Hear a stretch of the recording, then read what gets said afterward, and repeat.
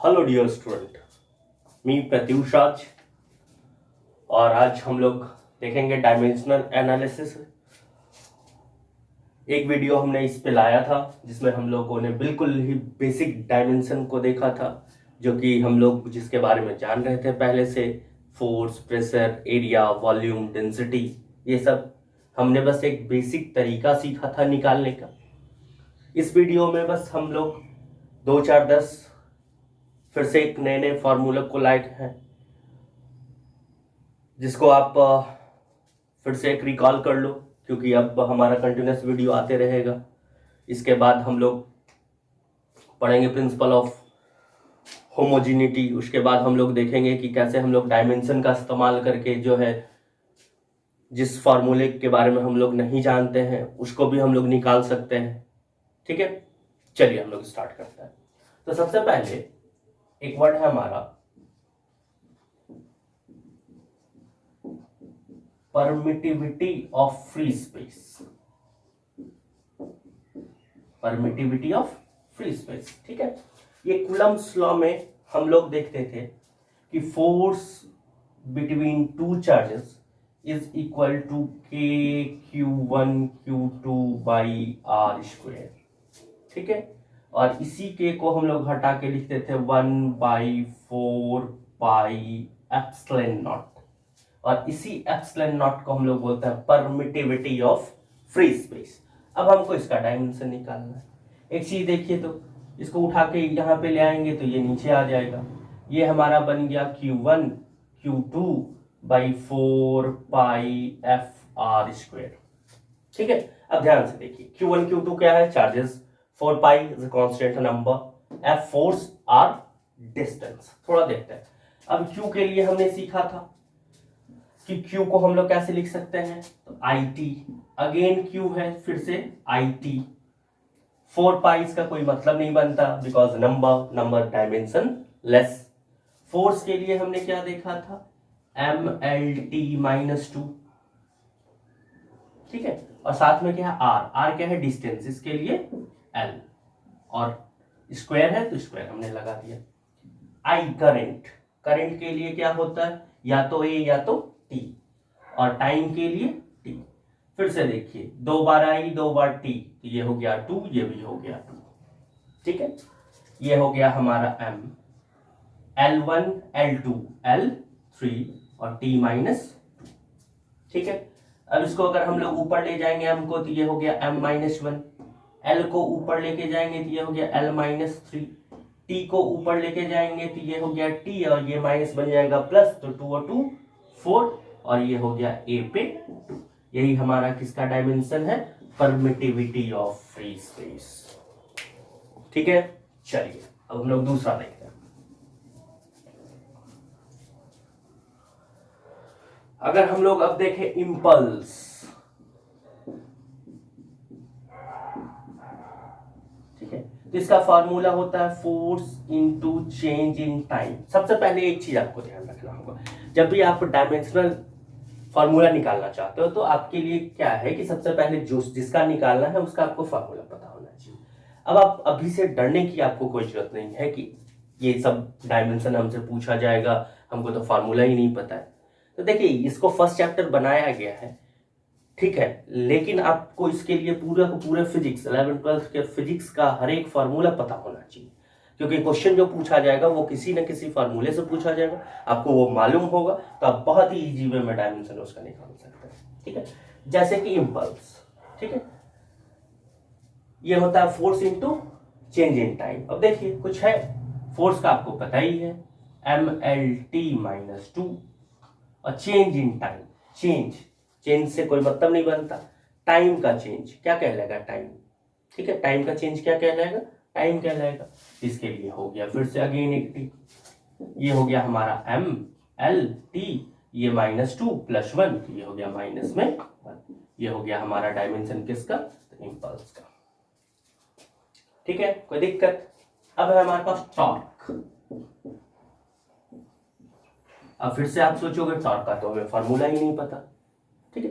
तो कोई घबराने की जरूरत नहीं है। आप जैसे जैसे आगे पढ़ते जाओगे, मोशन पढ़ोगे, ग्रेविटेशन पढ़ोगे, रोटेशन पढ़ोगे आपको सारे फार्मूला मिलते चले जाएंगे, और उसके बाद आप बस इसको रेगुलर प्रैक्टिस में रखना।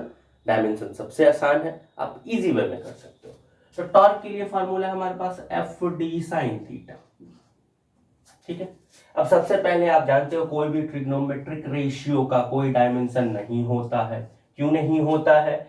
क्योंकि ये जो होता है ये एंगल है, और एंगल के लिए हमने पढ़ा था plane angle, radian, solid angle, steradian, दोनों क्या होता है? डायमेंशनलेस होता है। वैसे भी आप देख लो, कोई भी साइन में एंगल उठाओगे, साइन 0, 30, 60 कुछ भी ले लो, उसका एक परफेक्ट वैल्यू होता है जो कि नंबर होता है। नंबर इज अ कांस्टेंट जिसका कोई डायमेंशन नहीं होता है। चलिए, इसका मतलब सिर्फ हमको फोर्स और डी का मतलब है डिस्टेंस, इसका लिख देना है, ठीक है। अगेन देखिए फोर्स क्या है, MLT-2, ये है फोर्स के लिए, और डी डिस्टेंस, डिस्टेंस के लिए हम लोग क्या लिखते हैं? L हो गया, बस आप कैलकुलेट करके लिख दो अच्छे से। ये रहा M, L हो गया L2, और T हो गया -2। ये आपको किसका डायमेंशन मिल गया? टॉर्क का, ठीक है। चलिए, अब हम लोग देखते हैं moment of inertia. Moment of inertia जिसको हम लोग I से लिखते हैं, और ये होता है हमारा mr², ठीक है। अगेन कुछ भी नहीं है, m रिप्रेजेंट मास, r रिप्रेजेंट डिस्टेंस, ठीक है।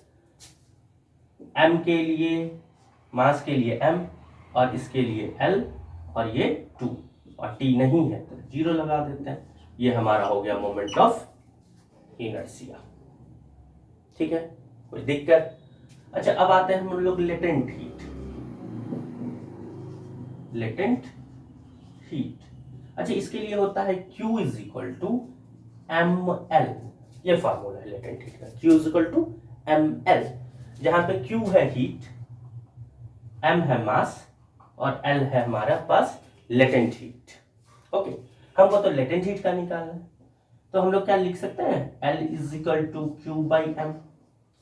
अच्छा, Q क्या है? हीट एनर्जी, हीट, ठीक है। कंफ्यूज ना होइएगा कि Q चार्ज है, Q क्या है? तो हीट है। अच्छा, heat is a form of energy. अब एनर्जी में कोई भी एनर्जी का अगर आपको डायमेंशन पता है तो आप रख दो, वही होगा हीट का भी डायमेंशन, ठीक है। चलिए, एनर्जी में हमको पोटेंशियल एनर्जी है, होता है mgh, चलिए लेके चलते हैं, कोई दिक्कत नहीं है। mgh इसी को ले लेते हैं, ठीक है। m मास, g एक्सेलरेशन, LT-2, h क्या है? हाइट मतलब डिस्टेंस, डिस्टेंस के लिए l लिख दिया हमने। ये हो गया ML2T-2, इसका मतलब ये किसका डायमेंशन हो गया हमारे पास? तो एनर्जी का, ठीक है। तो कोई भी एनर्जी होगा उसका डायमेंशन यही आने वाला है। तो चलिए हम लोग लिखते हैं, तो हीट एनर्जी के लिए हम लोग लिख सकते हैं ML2T-2, और नीचे क्या है फिर से हमारा m मास। m से m हो गया कैंसिल, हमारे पास क्या बचा? m0L2T-2, ये किसके लिए हो गया हमारा? लेटेंट हीट के लिए, ठीक है। ये किसके लिए हमारा हो गया? लेटेंट हीट के लिए। चलिए और हम लोग देखते हैं, अगर हमसे पूछा जाए कैलोरीफिक वैल्यू, कैलोरीफिक वैल्यू, ठीक है। देखिए, जस्ट यूनिट एटलीस्ट पता होना चाहिए, या तो फॉर्मूला। कैलोरीफिक वैल्यू का यूनिट होता है जूल पर केजी। क्या होता है? जूल पर केजी। अच्छा ठीक है, इसका मतलब ये रहा जूल, ये रहा केजी। जूल, जूल किसका यूनिट होता है? या तो हम लोग वर्क बोल सकते हैं, या तो हम लोग एनर्जी बोल सकते हैं, ठीक है। और केजी किसके लिए होता है? तो मास के लिए। चलिए हो गया, जूल, वर्क या एनर्जी। अभी हमने तुरंत निकाला है वर्क के लिए, तो वर्क के लिए हमने क्या लिखा था? ML2T-2, ठीक है। अच्छा, वर्क का आप ऐसे भी लिख सकते हो Fs। फोर्स के लिए MLT-2, और S के लिए L, LL तो L2 हो गया, और T-2 हो गया। नीचे है केजी, केजी के लिए क्या हो गया? मास। अगेन ये कैंसिल, क्या बच गया हमारे पास, M0L2T माइनस, ठीक है। ये देखिए लेटेंट हीट आप बोलिए, ये आप कैलोरीफिक वैल्यू बोलिए, डायमेंशन आपको क्या दिख रहा है, सेम, ठीक है। चलिए और एक दो हम लोग करते हैं। अब है हमारे पास कैपेसिटेंस, कैपेसिटेंस इसके लिए formula Q is equal to C V. Q है चार्ज, C है कैपेसिटेंस और V है पोटेंशियल डिफरेंस, ठीक है। अच्छा इससे पहले चलिए हम लोग पोटेंशियल डिफरेंस का देख लेते हैं, शायद लास्ट लेक्चर में हमने नहीं किया था इसका। जब potential difference is equal to क्या होता है, तो वर्क डन बाई चार्ज हमने पढ़ा हुआ है। अच्छा वर्क डन क्या होता है, तो Fs cos theta again angle, dimensionless, कोई मतलब नहीं बन रहा है, और charge is equal to IT। F के लिए हम लोग क्या लिख सकते हैं, MLT माइनस 2, S डिस्टेंस या डिस्प्लेसमेंट, ये हो गया L, नीचे ये हो गया A, और टाइम के लिए T, ठीक है। तो ये हो गया M LL L2, T minus 2 है, ये ऊपर एक गया तो और एक माइनस हो गया, तो ये हो गया T माइनस 3, और एक ऊपर गया तो ये हो गया A माइनस 1। ये किसका है हमारे पास डायमेंशन, पोटेंशियल डिफरेंस का, ठीक है। अब आइए इस पे, C is equal to Q by हम लोग क्या लिख सकते हैं, V। Q को अगेन IT हम लोग लिख सकते हैं, Q is equal to IT, और नीचे हो गया V, ठीक है। अब फिर से देखिए, I के लिए A, T के लिए T, और पोटेंशियल डिफरेंस का भी हमने निकाला है ML2T माइनस 3 और A माइनस 1, ठीक है। अब देखिए M को ऊपर ले जाएंगे तो ये हो गया M माइनस 1, L को ऊपर ले जाएंगे तो L माइनस 2, T को ऊपर ले जाएंगे तो ये 1, ये हो जाएगा प्लस, तो ये हो गया T पे 4, ये A इसको ऊपर ले जाएंगे तो प्लस, ये हो गया A पे, ये हो गया हमारा डायमेंशन किसका, कैपेसिटेंस का, ठीक है। चलिए अगर हम लोग फिर से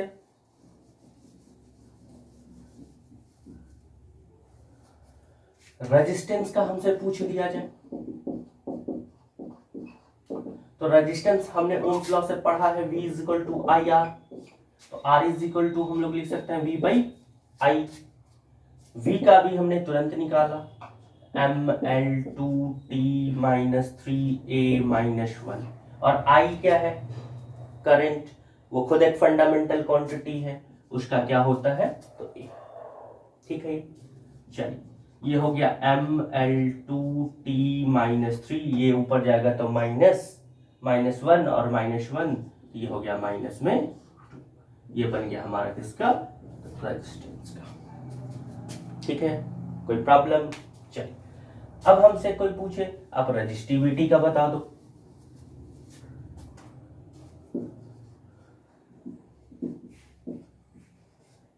इसका सिंबल होता है रो, और यूनिट, चलिए यूनिट पे हम लोग डायरेक्ट चलते हैं। रेजिस्टिविटी का यूनिट क्या है, ओम मीटर, ठीक है। ओम रेजिस्टेंस का, और मीटर साथ में लगा हुआ है। ओम का तो हमने अभी तुरंत निकाला है रेजिस्टेंस का डायमेंशन, साथ में बस एक किसका लगा देना है, मीटर का।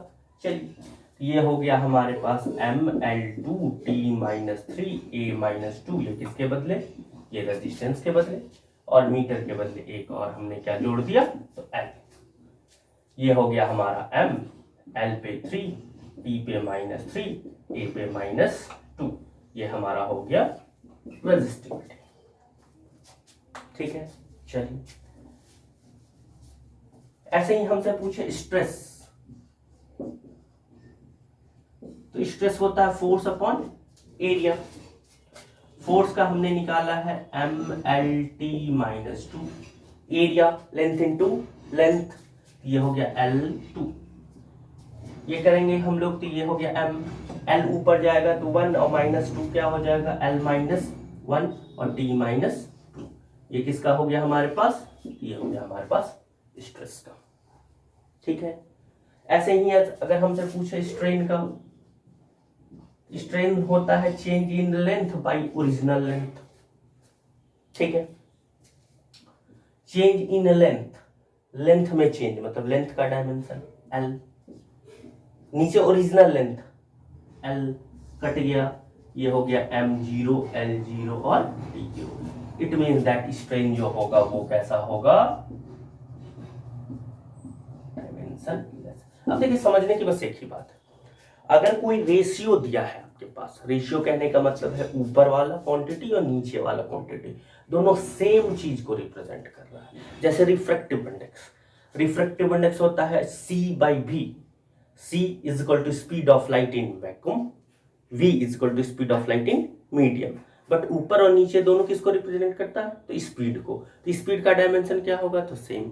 तो कट होके क्या बचेगा, तो कुछ भी नहीं बचेगा। इसका मतलब वो जो कहलाएगा वो कैसा कहलाएगा, तो डायमेंशन लेस। इसका मतलब कोई भी जो रेशियो होगा उसका डायमेंशन क्या होगा, तो कुछ भी नहीं, डायमेंशन लेस। ठीक है, आई होप आपको समझ आया होगा। ये बस कराने का बस एक ही तरीका है, यह करने का सिर्फ एक ही उपाय है कि आपको फार्मूला पता होना चाहिए।